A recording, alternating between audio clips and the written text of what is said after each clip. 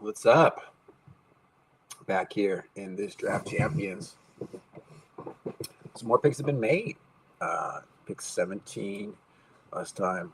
Seems like I'm streaming every third pick is kind of the pace of this draft. It's kind of not intentional, but it's kind of how it's going down. So the last pick I made was I'm the 3 team. The last pick I made was Caleb Durbin. And then when that one came, on my next pick, I picked Austin Wells, and I was hoping I could get either Ohapi or Jeffers to come to me, but it did not happen. But that's all right, I think. I have this new thing that's telling me kind of catcher value, and I think I got a decent catcher value there. Who'd I say? Ohapi? Okay, Ohapi is ranked 10. In my catcher value, and Jeffers is ranked 31. So Jeffers is like, despite that he's hot heat, he's got a lot of at-bats, not a lot of counters per at-bats. So Ohapi I got Austin Wells. He's actually ranked higher than Ohapi in counters per at-bats. He's supposed to have 23 counters. Ohapi's supposed to have 22. I know there's an average difference. There's also a team difference there with runs and RBIs. So yeah, whatever on that, whatever. I guess I would have rather had Jeffers and Ohapi. But I made this stat here. I made this visualization for myself when I was trying to find what catcher to get because I didn't get those guys. And now it's helped me realize that maybe letting Austin Wells fall there was the right thing. Although I'm not an Austin Wells guy. But I will tell you this. I'm not paying for catcher at all this year. Unless I'm like the top catchers or unless a mid guy falls to me, I'm not paying up for catcher. I'd rather have these good outfielders and these good starting pitchers, and then get your diminishing returns on them is more than your diminishing returns on a catcher, unless you think Cal Raleig's going to hit 60 home runs again. And if you're spending let's see, if you're going to go for a Cal Raleigh, you're going to spend, what is that, the 23rd pick overall on Cal Raleigh? Go ahead. You're going to get Shane Langoliers in the 3rd. Go ahead. I'm going to be busy taking like James Woods and Cole Ragans, Hunter Goodman, Ben Rice, William Contreras. Give me George Kirby. All year long. I'll do that. These are the guys I'm thinking about if they fall to you. Yeah, if Yainer Diaz came back to me here in right where I got Valencia, it would have been tough to choose between him and Valencia. But that's what I'm saying. A fall of a mid catcher would be right. That's what I was trying to do here. I was trying to let Jeffers and Ohapi fall to me, but they didn't. See, that's my strategy. And I guess, I don't know. I guess part of me was secretly hoping that Tyler Stevenson would fall to me in the 18th round, but I knew that wasn't going to happen. Anyway, so some picks have been made since even that. Let me put them in. Casey Mize was taken, and Casey Mize was a player I was definitely looking at to take with my next pick. Dang. Casey Mize was a good pick there. I went heavy on pitchers to begin with, and I haven't really. And here is when I tweeted out that I was doing this stream. I tweeted Spencer picked a good corner infielder in front of me, and he picked Kaz. He picked Kaz right there. Kazu Okamoto. That kind of changes up my strategy a little bit. I would say just because. Let me see right here. Let me see. I would say that's changed up my strategy a little bit because he's a guy, although I probably wouldn't have picked him with this pick, I was definitely hoping that he would fall back to me. So Okamoto is a guy I was hoping would fall back. Here is my pick 273. So one of my fallback guys has been taken. It affects me slightly. I have a guy here that is going to be shown as a reach. It shows his min pick here is 240. Recently acquired with a new team. This is a guy I've been picking all year. That's why I'm streaming this, because I know you guys want to know that I'm about to take my boy, because I'm not going to let him get away from me on team 1 or 2. See, team 1 or 2 could conceivably take my guy. They've got 2 picks. I can't tell what they're doing. They're kind of loose cannons. Team 2 is competing. Team 2 was competing. Team 2 is going to go hitter. Let's look over here and see what Team 2 is thinking they need. The team's got a decent average. Team 1, Team 2. See, Team 3 does not have a good average. That's me. So I'm going to make my pick. I made this pick before. I got this guy for $1 in the auction.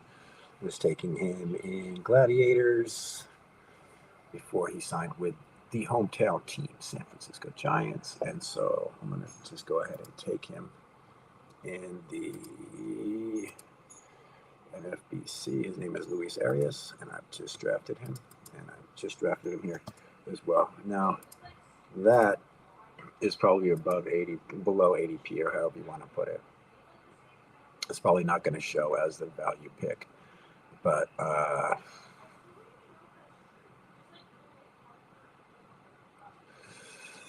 the thing about it is it's going to buoy so much average that now let's see how this calculates out. I mean, honestly, let's see how it calculates out here. Luis Arias. And I needed a first baseman. Okay, I'll tell you some things about Arias. Okay, why I took him. As you can see, needed first base. Had to have first base. My other first base, any other first base behind here is dirty first base. If you were to look at the first basemans after this, it's dirty first baseman.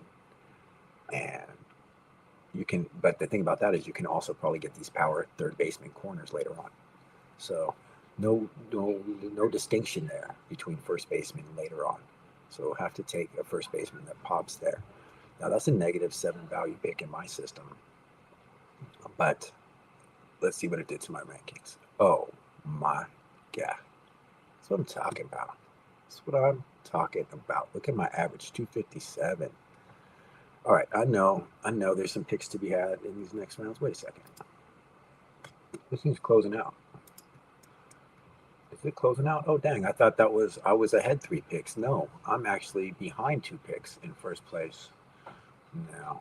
I think that was a good pick. Is that you, son? All right, sounds good. Yeah, I really like that pick. Buoyed my average there. Going to allow me to do stuff on the backside. Got another pick locked and loaded for my next pick. Going to put him at first base. Luis Arias. Also, he's going to start the year playing second base, so he will be dual eligible.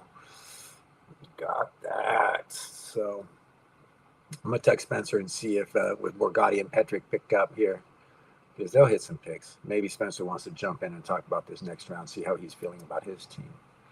He's been making some good picks too. He's been making some very good picks too. Let me check some stat here. K per 9 starters. See, it's falling. I'm back in the average. The average is starting to fall out. Let's see. My stat I like is counters per at bat. I'm low on counters per at bat. 6.5 average, 661. Still low. Still low on counters per at bat. Something's going wrong with this calculation. I have to take a look at this. This is maybe not accurate. It's supposed to show what you're spending on hitters versus what you're spending on pitchers. These picks don't have any value. That's why. Because these picks are still buoyed by value. So adding value below the average of that will do that. Anyway, that was not a tough pick. That was the pick I had to make there. I don't know if you see the rest of the board. I don't really see a better pick. I know I got some of these guys. I meant to have this one hit and hide this column. Boom. Meant to have that one hit. And some of these guys in here are going to be good players as well. So I'm going to get a next pick coming up. See another player here who's popping to me. I didn't notice before. Oh, that is juicy. That's not going to come back either. There's players who aren't going to come back here. Hopefully Troy Melton would. Some of these aren't going to come back. Troy Melton, Reese Olson, Bailey Over.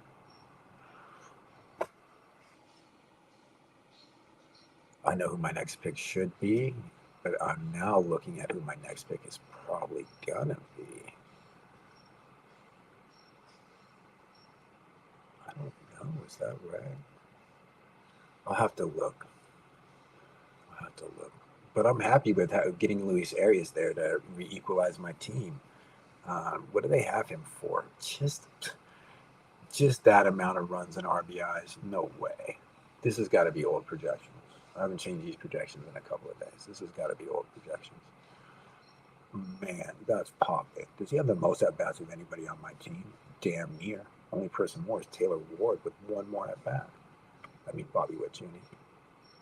Popping. Love that pick. Coming back to make another pick. I'm going to see what up with Spencer. All right, Joe. Oh, Borgatti on the clock. Let's see if Petrick can get it going. All right, all right.